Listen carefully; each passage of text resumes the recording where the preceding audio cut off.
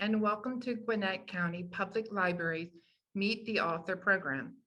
We are honored to have author Ada Ferrer with us this evening. My name is Amy Perry, and I'm an adult services specialist with the library. Tonight, we have Ada Ferrer, who is a Julius Silver Professor of History and Latin American and Caribbean Studies at New York University, where she has taught since 1995.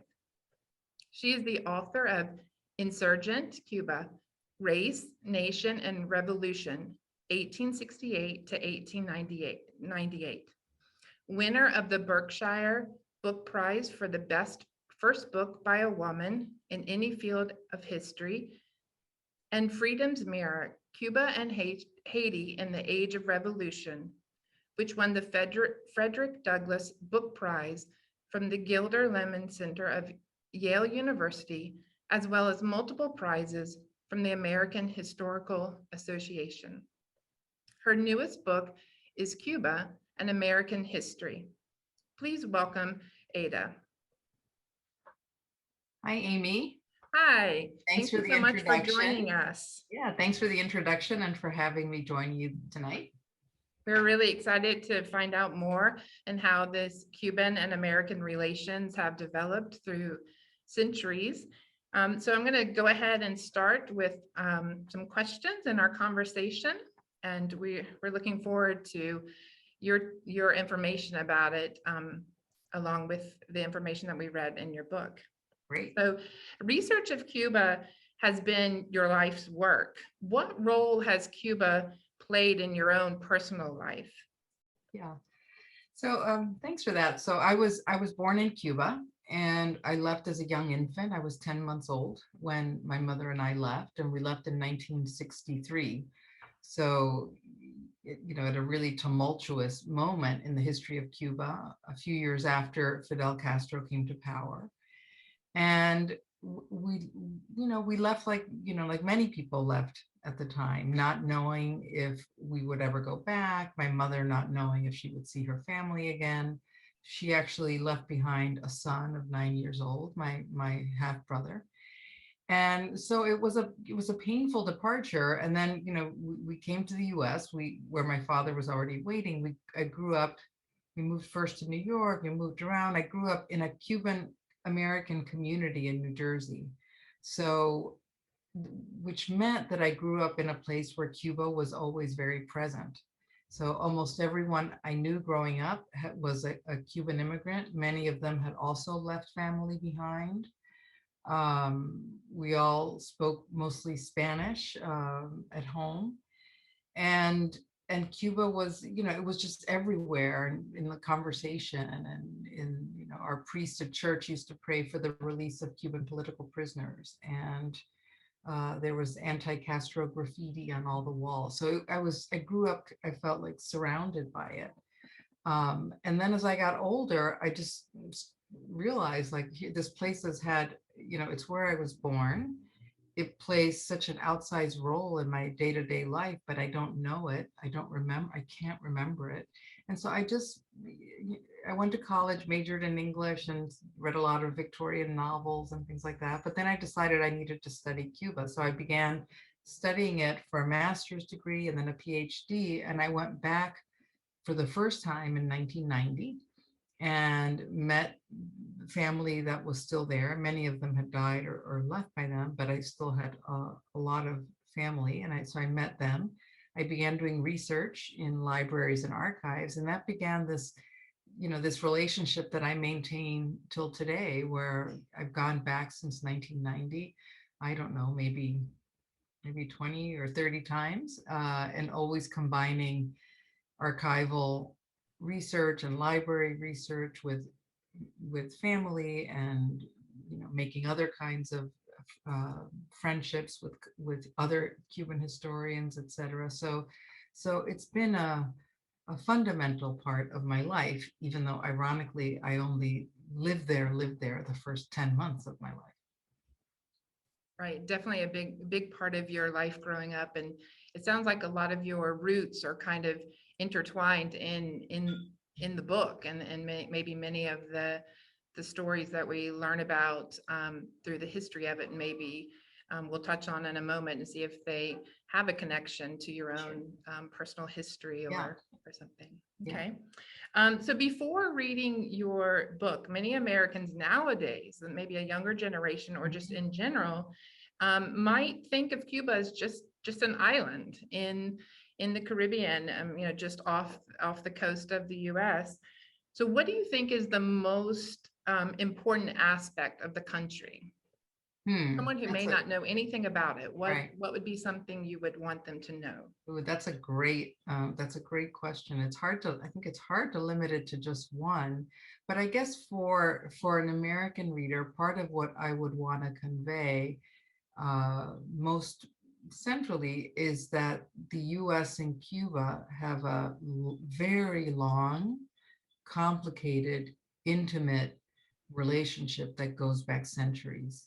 I think Fidel Castro is such a larger than life figure that I think when Americans think Cuba, they think Fidel Castro, or maybe they think cigars or music. I don't know, but Fidel Castro is a lot of what many people think. And the relationship between Cuba and the US has been so hostile and tense, since the revolution of '59.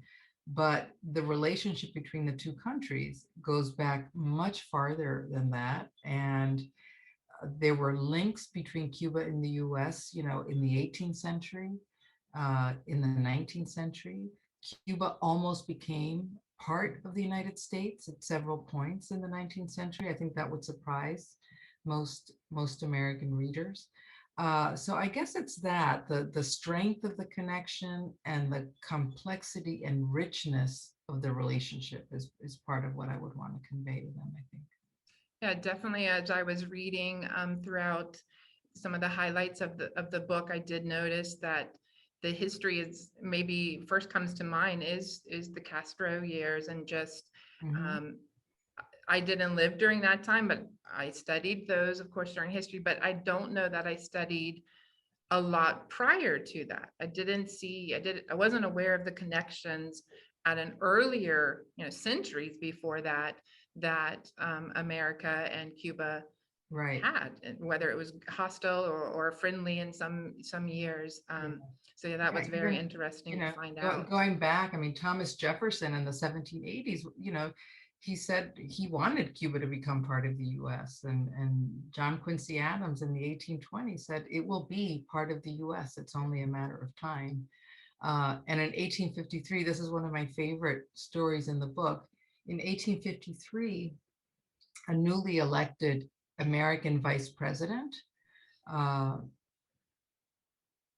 William Rupert King, excuse me, I forgot his name for a second. William Rupert King actually took his oath of office as US vice president on a Cuban sugar plantation. So that just gives you a sense of how connected and how intertwined the two societies were. Right. And so for some of the American readers, the title of your book, Cuba, An American History, might seem kind of misleading if they weren't aware of these things. So what made you decide that particular title? And does the word American history only refer to United States, or are you talking American as in North, Central, and South America? Or is that kind of what you're encompassing as well? Right. I think I'm actually trying to do both. So, the book at its most basic level, the book is a history of Cuba. So I could have titled it Cuba, a history, but that seemed to me a little flat and dull.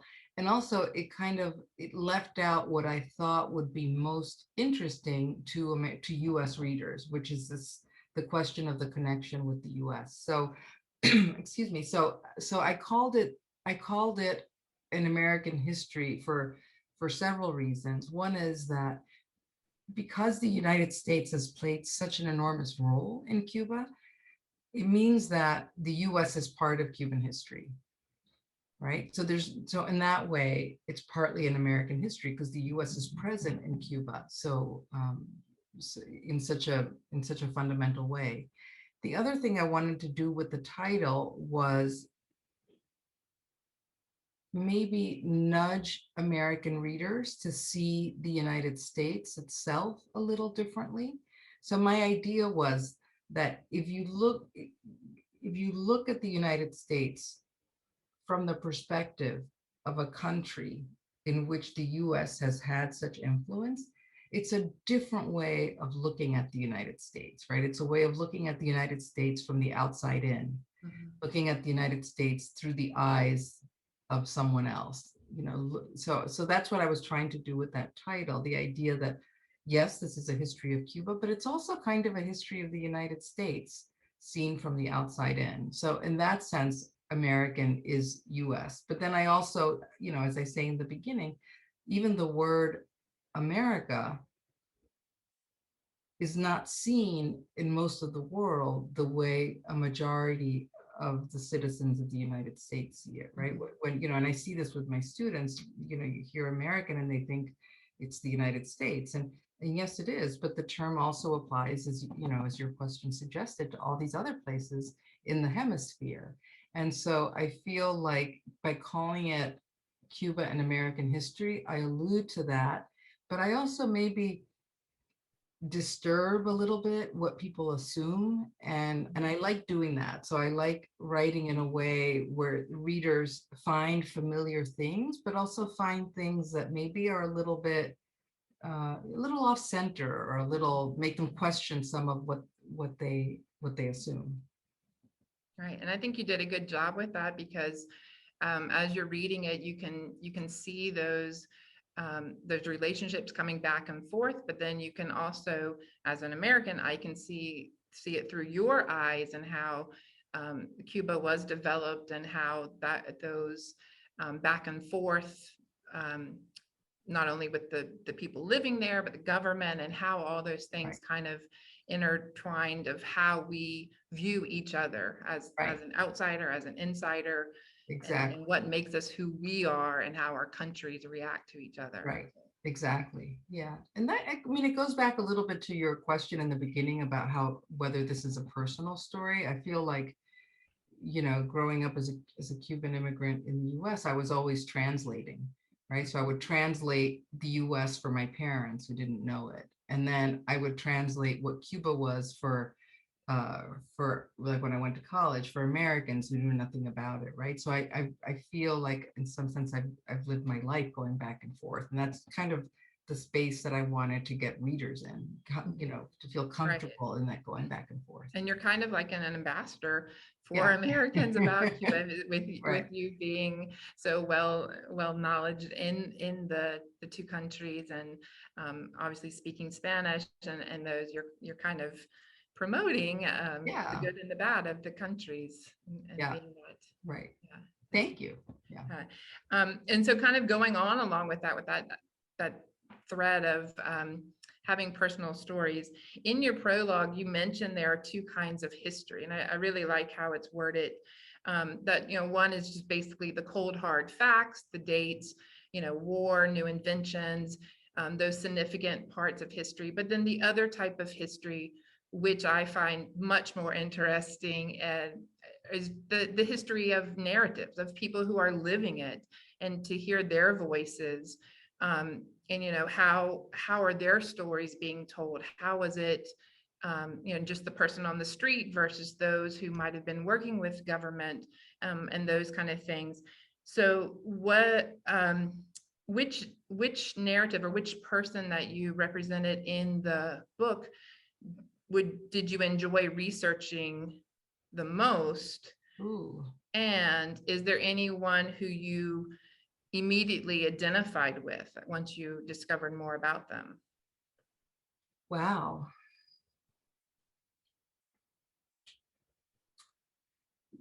I mean, there's so many, because obviously the book covers more than 500 years of history, right. and I try, choose from, but there's off the top of your head. Yeah, there's so many characters in it, but one who I hadn't expected to write about, and I just felt a connection. So it's a famous Cuban sculptor by the name of Teodoro Ramos Blanco. And I mention him briefly in the prologue, and then I organized the epilogue all around him and his history. And I tell the story in the prologue of my mother going to the hospital to give birth to me, and then we left soon after. But the hospital where I was born, which is called Workers Maternity, has a beautiful statue of a mother and child.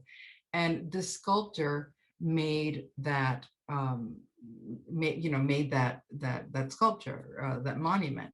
And I just felt this connection to him because he was a monumental sculptor, and so he actually sculpted a lot of the figures who appear in the book.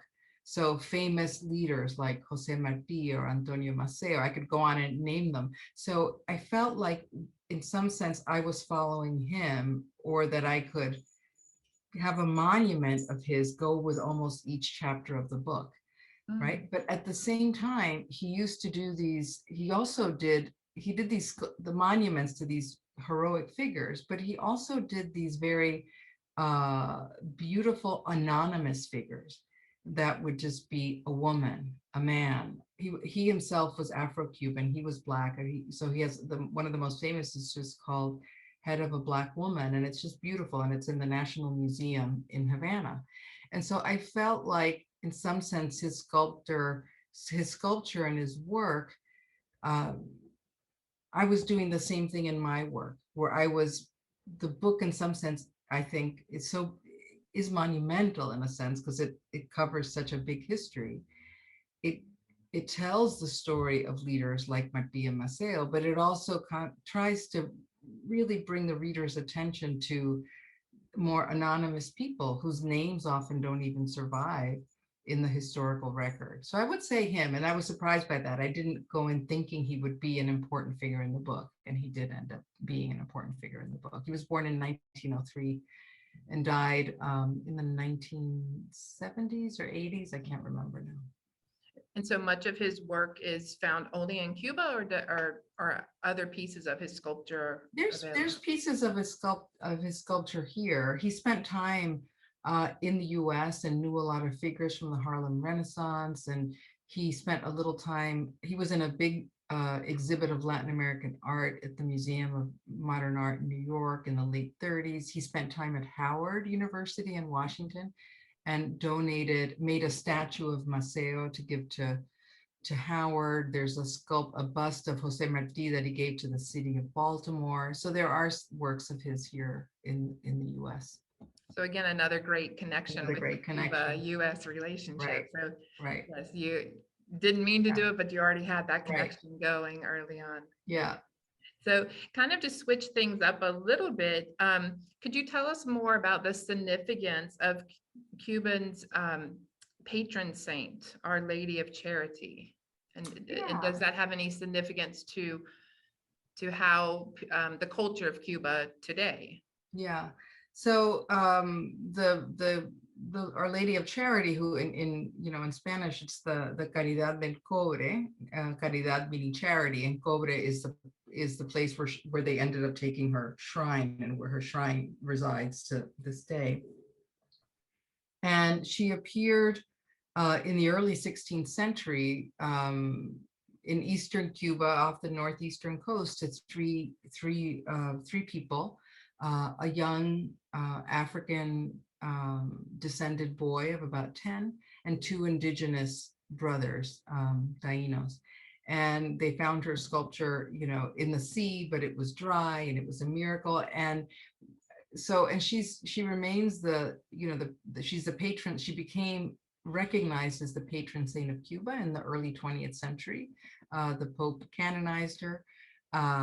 It was the veterans of Cuba's War of Independence against Spain who petitioned the Pope to canonize her.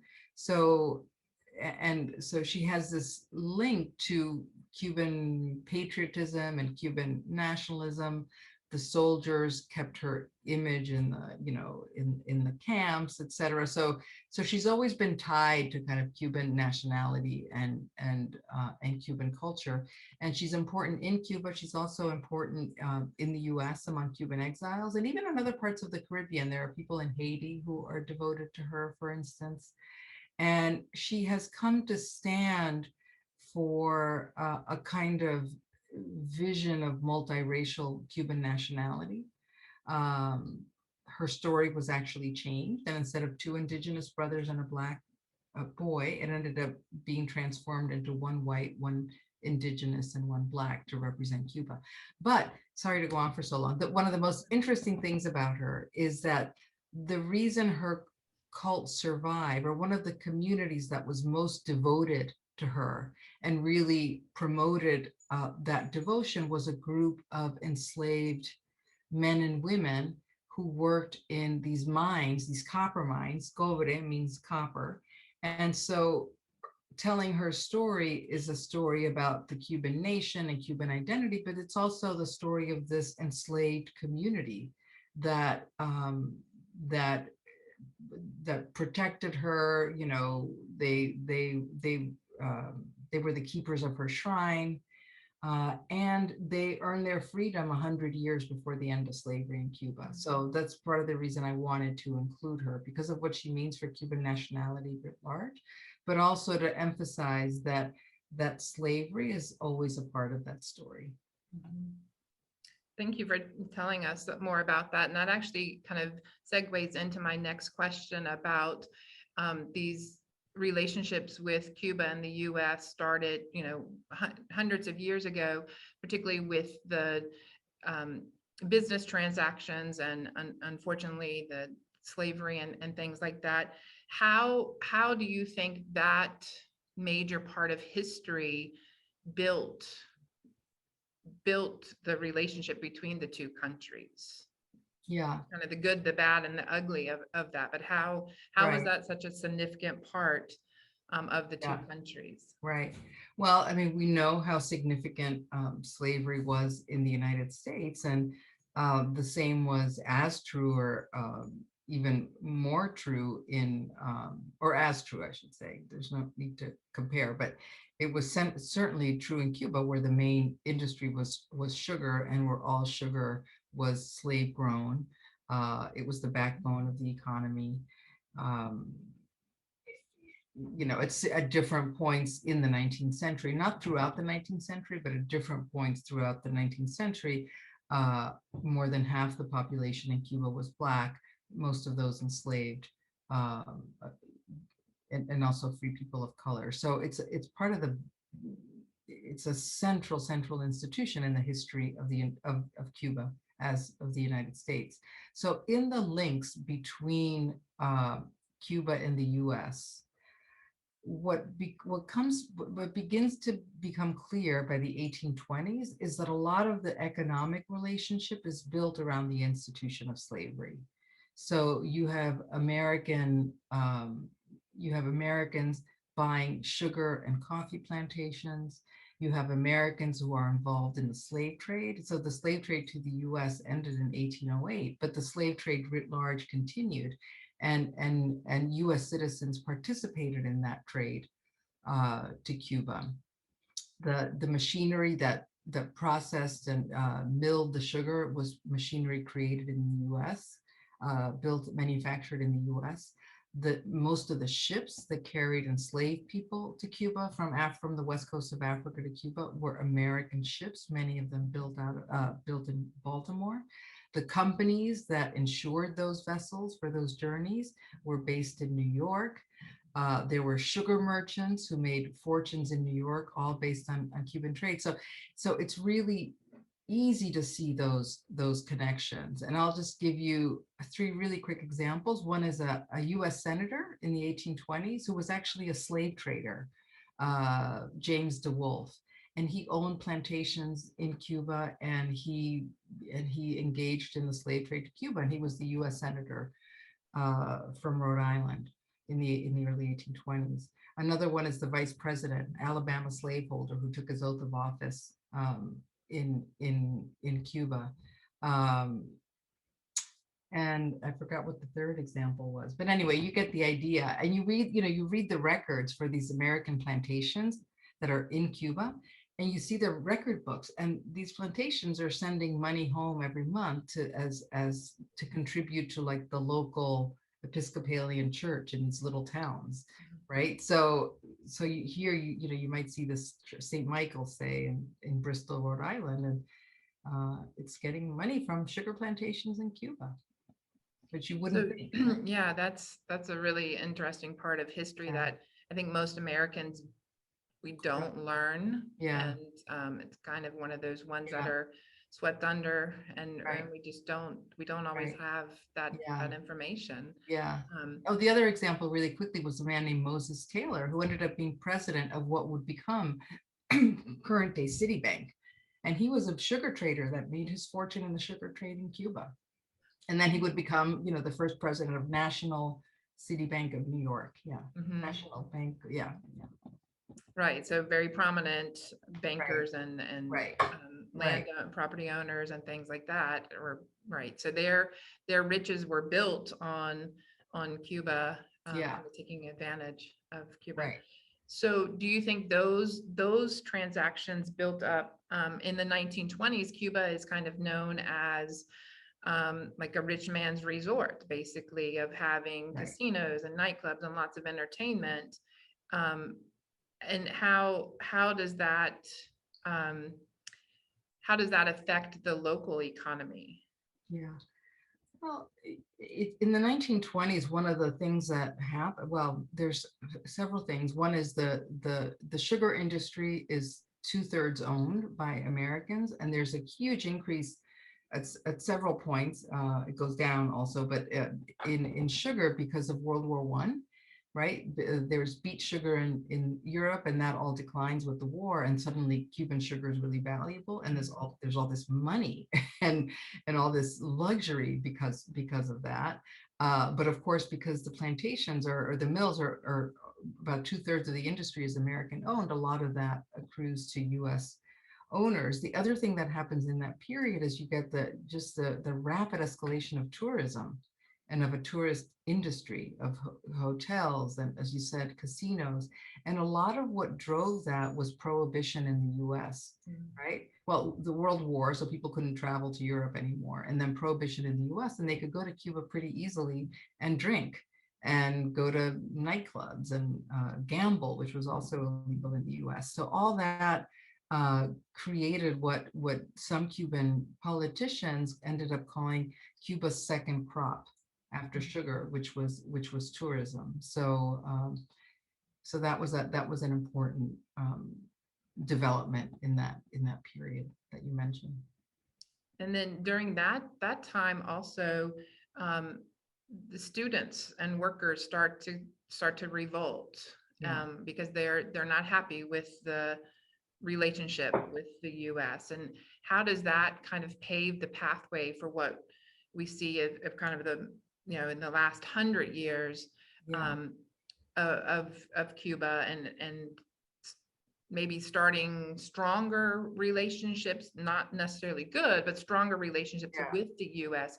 How does that go from the 1920s of being a very luxurious place to the student revolts, into Castro, into now we're getting into the revolution and those? How do those set the stage for that? Yeah, that's it's a huge question. Students and workers become really active in the 1920s, as you said, and they protest and they mobilize against multiple things at the same time. So one is that there's a dictator in office, and they are a man by the name of Machado, who's very repressive, and so they, in some sense, they start mobilizing against him, right? Sugar, which I said had been in ascent, there's a crash, the way there was the stock market crash in the US, and that has a similar effect in Cuba. And so you have economic crisis, and you have people not getting paid, people being laid off, the sugar harvest, the sugar is worth so little, they shorten the harvest to try to drive up the price, but instead most people are out of work. There's not enough work to go around. So people are protesting horrible economic conditions. And then for the students in particular, they're also protesting the US, because the US intervened in the final War of Independence in 1898 and left only once the Cubans agreed to accept something called the Platt Amendment. And the Platt Amendment basically gave the US the right to intervene militarily in Cuba. And so what the students in the 1920s were doing is they were mobilizing against a dictator. They were mobilizing against US power in Cuba, and they were also mobilizing for economic improvement and economic justice. So all those things were part of those movements that we see in the late 20s and early 30s. And that produces a revolution in 1933, which is then defeated, and it's defeated by a man named Fulgencio Batista, in coordination with the US ambassador. And of course, Fulgencio Batista would later become the dictator that Fidel Castro unseats. So basically, you can narrate the story as one revolution leading to a set of frustrations, leading to a sense of hope. And so it's one thing kind of, you can narrate it as kind of one thing leading to the other. And you can see in a figure like Fulgencio Batista, you see him early on in the Revolution of 33, you see him as dictator, then you see him as the man defeated by Fidel Castro. And so then speaking kind of those narratives during those revolutions, and then under the leadership of Fidel Castro, what do you, how would you describe Cuban citizens' daily life? Like, how we know they were, students revolting and workers, but, describe a typical day under that leadership. Yeah. I mean, one of the things that I try to do in the book is get readers to think about the Cuban Revolution as something other than the Cuban Revolution, always in the singular, right? Fidel Castro came to power in 1959. So that's, 63 years ago. There's no way to, a day in 1959 would be very different than a day in 1980, would be very different than a day in, in 2016 or 2020. Part of what I try to do with Fidel Castro is, because there's a way in which he's such a larger than life figure that sometimes people treat him as if he came out of nowhere. And what I try to do is look at how he connects to these themes in Cuban history. He didn't come out of nowhere. And a lot of the demands that he made, before taking power, and not just that he made, but that large sectors of Cuban society made, right? Workers, students, Catholics, housewives. I mean, there were all these people who mobilized against Batista, and they called for things like agrarian reform or literacy or an end to corruption. They called for more democratic practices, right? All those things were a part of Cuban history going back to the students in the or even before that, right? So part of what I try to do is treat the revolution as something that is not, first, that it's not only Fidel Castro's. He ended up becoming the most important figure and the leader, but that wasn't preordained. And it wasn't preordained that the revolution would become communist. So in a sense, so I haven't answered your question, but one thing I would say is that when Fidel Castro came to power, the revolution and the new government were incredibly popular. There's a middle-class magazine called Bohemia, that did a reader survey in February 1959, and 92.7% of respondents said that the new government was doing everything perfectly well. And that gives you, I mean, it's not a scientific survey, but it gives you a sense of the support that was there. But you know, time in a revolution, things can happen really quickly, and that's what happened in 1959. And when the revolution put in place an agrarian reform in May of 59, that created a lot of opposition in the US. And that set in motion other kinds of conflicts. And then when Fidel Castro started favoring members of the Communist Party, that set in motion a whole bunch of other processes. So what I would say is that if you took a day in 1959, it would have been easy to find a sense of elation and a sense of possibility in those first months. As things got tougher with the US, I think there was a more sense of uncertainty as and then one constant has been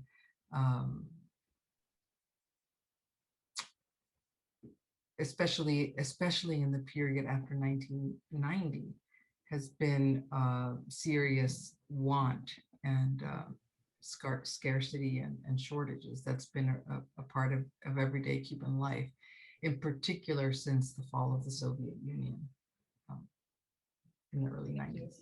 So during your research and travels back and forth to Cuba, were you able to speak with family or friends that could kind of give you a snapshot of how their life was during those times? I mean, you are the historian that you can find the facts, but like we've alluded to over the course of this conversation, that's, you know, the narratives of the people, just everyday people. Did you have that opportunity to interview them and to, you know, get down their stories? Yeah, I mean, you know, as I said, because I started going in 1990, and you know, I talked to all kinds of people, including members of my own family, other scholars, people I met on the street, people I rented rooms from, people you just, you know, taxi drivers, all, you know, all kinds of different people. So yeah, so you hear a lot of things, and you hear you also just hear people on the street. I mean, and Cubans can be talkative, and it's not that hard to draw them out. And I would say that in recent years, one of the things that I most notice, especially among young people, is how interested they are in leaving, right? The sense that, you know, they're not convinced that there's much opportunity, so they think their best shot might be leaving. So I think that's a theme, definitely a very important theme in Cuban history. And I had one more question before we get to our questions from our viewers there. So with the on again, off again relationships, particularly with our past two presidents of Obama opening travel to Cuba, and then Trump reacting that, and then now with COVID and Biden and our current situation, what do you think will be the future of the relationships between Cuba and the United States? I don't know. I mean, I thought I was in Cuba when Obama visited, and there was a real sense of possibility in that moment among people I talked to, right? I knew some people who started opening up little businesses, etc. That, you know, that was undone both by Trump's policies and by COVID, which just completely destroyed the tourist economy. You know, many people thought that Biden would ease up on some restrictions. He hasn't. You know, I think that's unfortunate, but I think also it's been difficult in part because after the protests this summer, it might be seen as rewarding the Cuban government. So he's in a tough place. But if you set that aside, the policy that I think would make the most sense is some kind of opening. A policy of hostility and trying to isolate Cuba really has only functioned to isolate the U.S. Most of the world condemns the U.S. embargo, so it hasn't worked. So there's no sense to there's not much sense to keep it going. In terms of what comes next, I don't know. And now with everything going on with Ukraine and the Soviets, the Russians even, being coy about the possibility of using Cuba and Venezuela to put weapons or military people, yeah. If the last few years have taught us anything, predicting is not predicting is not always wise. Right. We need plan A, B, C, D. Yeah, and all the way down. Yeah. Right. Okay, well, I'm going to go to some of our questions. Again, if any of our viewers have questions, you can put them in the Q&A box.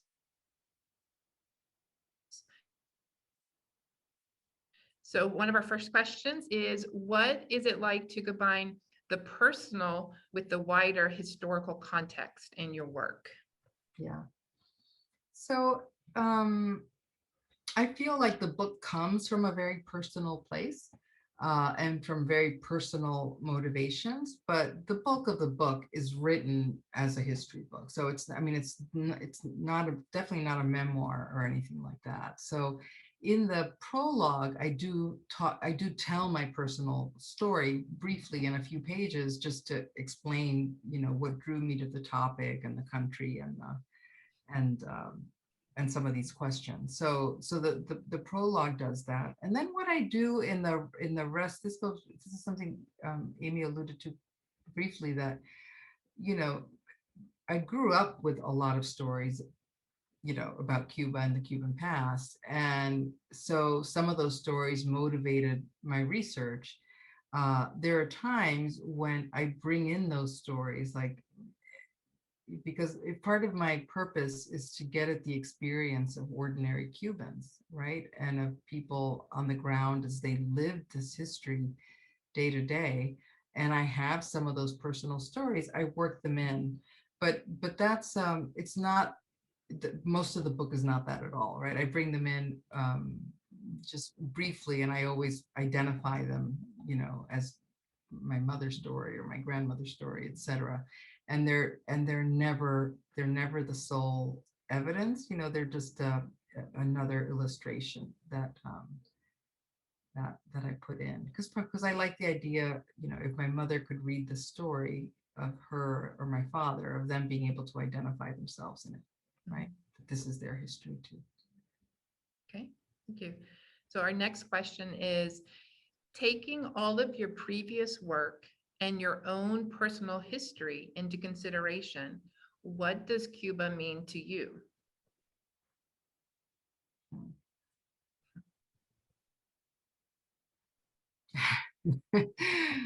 Well, it means a lot. There's, I feel like I have such a deep, deep love for the place and the people and its history that, it means that it's a kind of home. It's not my only home, and it's not an easy home, and it's not a home I always identify with, but there's something about it that does feel like home to me. So maybe I would just say that there's, at times it feels a little bit like a burden. I came here when I was 10 months old, and yet I spent so much time trying to understand this place and think about this place and figure out what it means to me and to the US and to the world. And then sometimes I think, well, this is, I inherited this from my parents. Did I really need to devote my whole life to it? But apparently I have. So so sometimes it feels like a burden, but mostly it feels, I think I say in the conclusion or the acknowledgements, but it also sometimes feels like a blessing, and I love it. So yeah, I think it's a special gift, and you have to do to have a talent like you have, to share it with everyone. It might feel like a burden to you, but we as the reader appreciate it. Yeah, well, thank you. So the next question is a little more with the writing aspect of it. So it says, I wish to follow a similar path as you, becoming a historian of Puerto Rico, where I lived only briefly, but still it's a part of my life. Do you have any suggestions on writing about and studying the place you come from, but you don't know all that well because you don't live there, you didn't live there your whole life?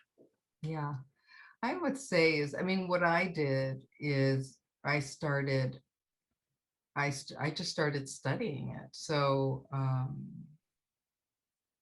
what I would say, my advice would be to read a lot. Um, that's what I did. And then obviously travel there if you can.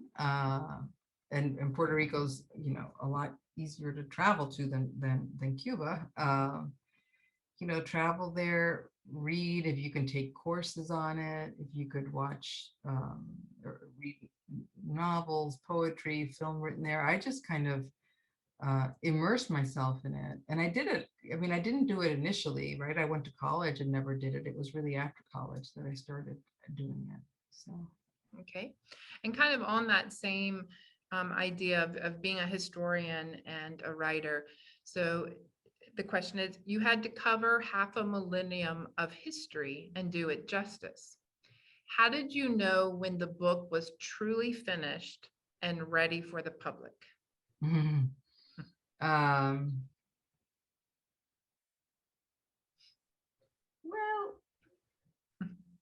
Or I do don't, you ever know? I mean, the take a thing is, chance? on some level, nothing is ever finished. You can always work on it more. You can always add more. You can always polish more. You can, so at some level, at some point, you can't do it anymore. And that, that it works, that it's coherent, that it does what you want it to do, even though it's not perfect. So, and some, and also you have to you have to give yourself permission to finish. So as I was writing, and even as I was researching, I kept lists of things I'm leaving out that I might want to include, because it's 500 years. I had to leave a lot out, so I had a list of things that I was leaving out. As I would reread the drafts, I had a list of things I wanted to fix or to improve. And I kept those lists going. And then I would go back to them. And some of them, it's like, okay, I'll fix this. And then I had it like a to-do list. And at some point, you just can't do it all.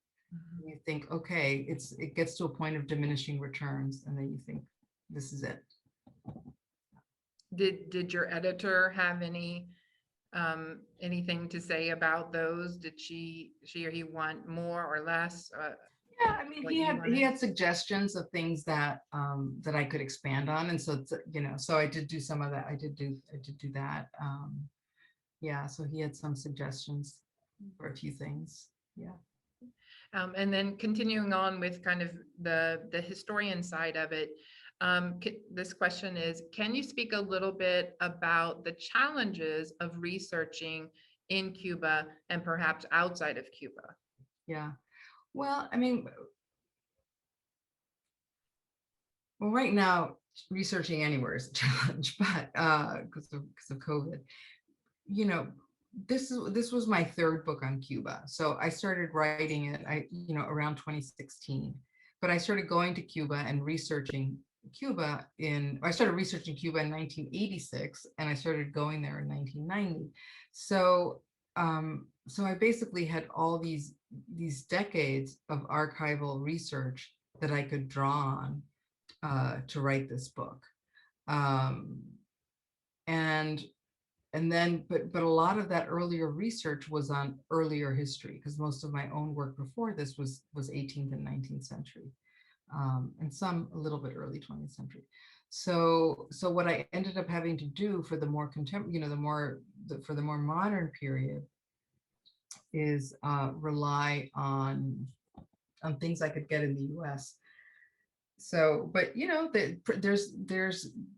there are libraries here with amazing Cuban collections. There's the New York Public Library has an incredible Cuban collection, the Library of Congress, and also the Cuban Heritage Collection at the University of Miami, the University of Florida, Harvard. There's a lot that's available here. So I use that for the more modern periods, right? It's Cuban materials that are available in the US. In terms of challenges working in Cuba, I mean,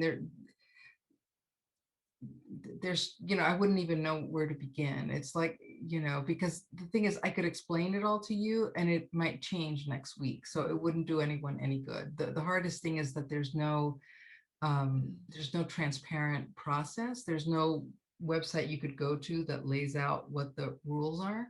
So so it takes a lot of perseverance and dedication to do it. And and a lot of hard work and interest and motivation. Yes, I'm sure that that's a lot. Anytime you're writing, but writing history and trying to Yeah, get everything in order, yeah, and doing your research yeah, and dotting yeah. your I's and Yeah, and everything. like, just to let you know, like, you want to work in Cuban archives, which are amazing. The Cuban archives are incredible. They have such incredible material, but you can't just go there. You need to have come into the country with an academic visa. Well, what is the process for an academic visa? Well, Mhm. that's another really complicated question. And they could go on and on like Right. that. Yeah. All right. The next question is maybe a little bit more specific, not really with writing, but more into Cuba and Cuban Americans. So this question is, as a Cuban American citizen, do you think that the properties owned by the refugees that left Cuba because of Castro will ever be returned to them, or will they ever be repaid for the land and properties? Hmm.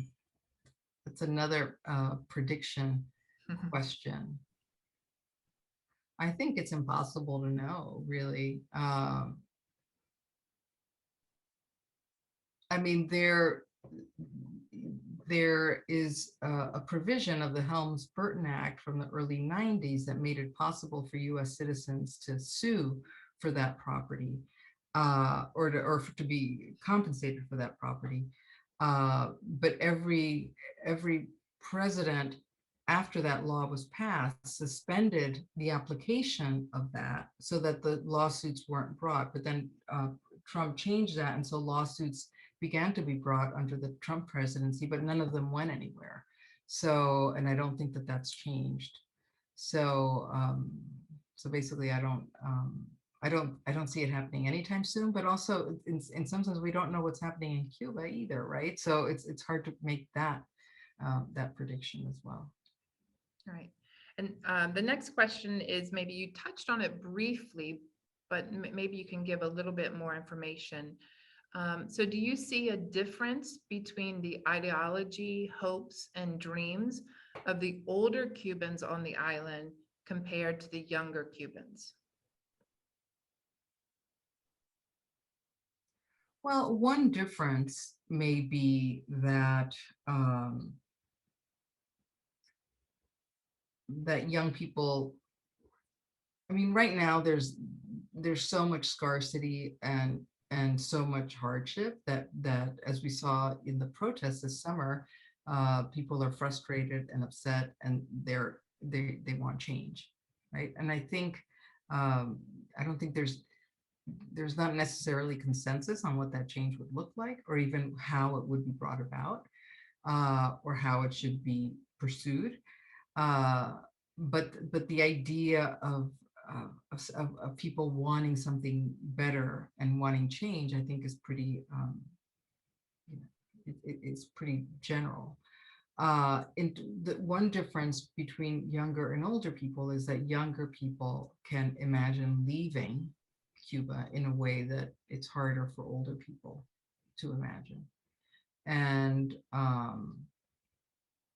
And we've seen, over the last year, the way the numbers of people leaving on rafts or trying to make it across they try to make it by land across they go to South America or Central America and then try to make it across the US-Mexico border, right? Those numbers have increased in over the last year, over the last 6 months. So, and most of those people are young people trying to leave and find opportunity elsewhere. So I think that's one difference we could point to. Okay. I think we have time for one more question. And so we actually have several people asking similar questions. So the question is, what is your next book or project about? What are you currently working on? Yeah, I don't know.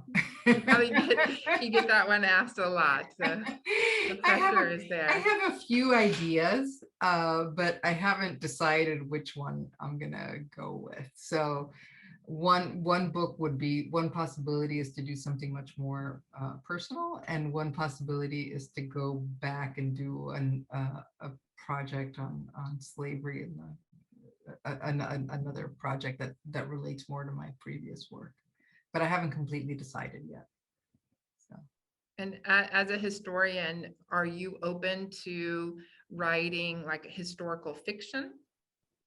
Oh, I wish. I mean, I wish I could. I don't know how, but yeah, maybe I'll try that at some point, but not next. I think you can do it and do it well. Yeah. And there's Thank you. There's a really popular book. So if you have that, think of Gwinnett County Library when you do, because we'll have you asked in for sure. All right. Okay. All right. Well, I think that we're just about out of time. We might have, it says you definitely have the prose of a fiction writer. Well, so there's another compliment from our viewers. So. Thank you.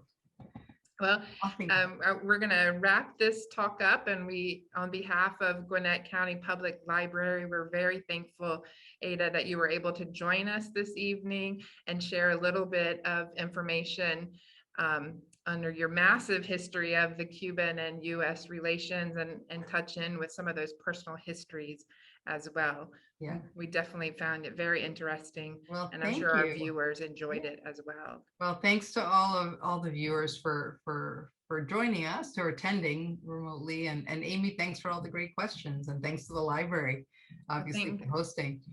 Thank you so much, and have a nice evening. You too. Bye-bye. Thank you. Bye-bye.